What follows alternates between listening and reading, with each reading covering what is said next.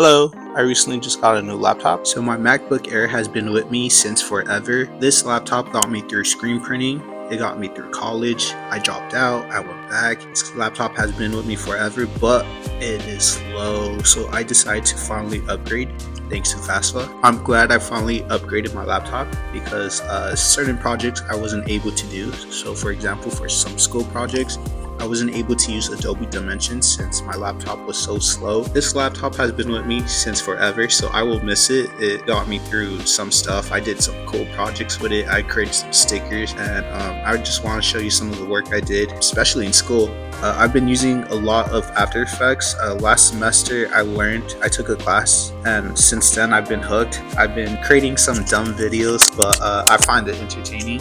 So when Kendrick and Drake were beefing, I decided to create a video where Kendrick is behind Drake. I believe the album I use is Views from Drake, and here's a little clip. This was one of my first introduction to After Effects that got me hooked. I don't think I will be able to actually show the clip with the audio due to copyrights, but if you go to my Instagram, shameless plug, if you go to my Instagram, you might see the clip. So I took a computer graphics class at CSUN, and this was my first introduction to After Effects. I always wanted to learn the program, but the program was so foreign to me. And with this class, I learned the basics, which is awesome. One of my classmates told me After Effects is just like Photoshop, just videos. And once he told me that, I just completely blew my mind since I completely saw After Effects differently. So one of my first projects was creating a motion piece for Jumanji. So creating Instagram. My second project for this class was creating a concert poster for an artist. At that time, my girlfriend really liked Melanie Martinez, and we went to go see her in concert in San Diego. I really like her music because her vibe is completely different. Once in person, you see her dressed in the costume, and that just blows my mind. I remember during the concert, she had like a big spider web, and I believe people were crawling up on it. So that blew my mind. So once the professor told us to pick an artist to create the poster for, I immediately thought of Melanie Martinez. I picked her famous song, Back from the Dead. So for this project, I created everything in Adobe Illustrator. I had to separate the layers and then import it to Adobe After Effects to create the motion. Seeing the final result for this project, I was extremely happy because I completely went out of my comfort zone and did something out of the box, in my opinion. And I learned a lot from this project. I learned keyframing, how to fade in, fade out, how to fade in music, and this project was significantly important to me because I learned the basics of After Effects, and this is when I started to mess with After Effects and create my own little projects on the sides. I also took a motion graphics class, and this was a little bit more advanced, but I loved this class. It was pretty great. So project one was creating animating lyrics, and then the song I chose was Love Test by the Growlers. So this is a slow song, but animating it was still hard.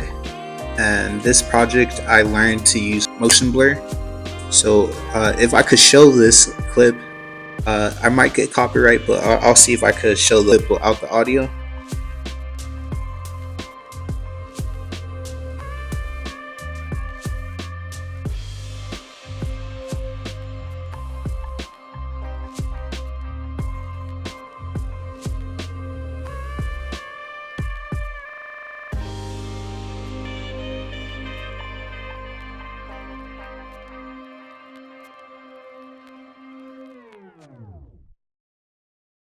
For the third project for this class, we were supposed to create an intro or outro for a movie, and I decided to choose Superbad. So I had to create everything from scratch in Illustrator and then take it to Adobe After Effects, import it, and animate it. So this project was also important because this is my introduction to using a 3D environment. So for this project, I decided to use a 3D camera and just a 3D environment, which was mind-blowing since it took me a while to get used to it. Well, I kind of got the hang of it, and animating this took me a while, probably a couple hours, but I am happy with the final results. I submitted the project and I saw a couple mistakes. It's fine, I don't think my professor cares, but I'll probably update it, and I was pleased with the outcome of this project since I put in a lot of hard work into it and came out great in my opinion.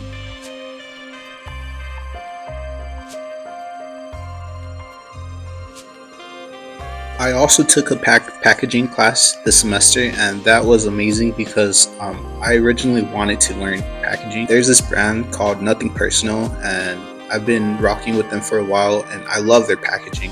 Because of their packaging, I wanted to get into packaging. Hopefully I could find a job in packaging.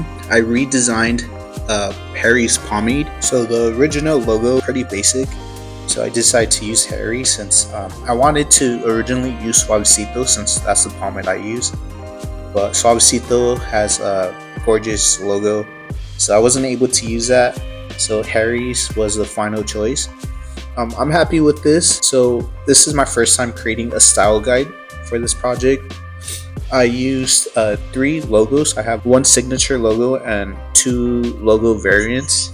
And I decided to change the whole color palette of this product, and I also use a whole different typefaces. Originally, my style guide was different because I designed it without having a mock-up. Once I found a mock-up, I couldn't include everything, so I had to redesign it again and just adjust a couple items for the final results. I still haven't put this project into a case study, but I do have a couple mock-ups.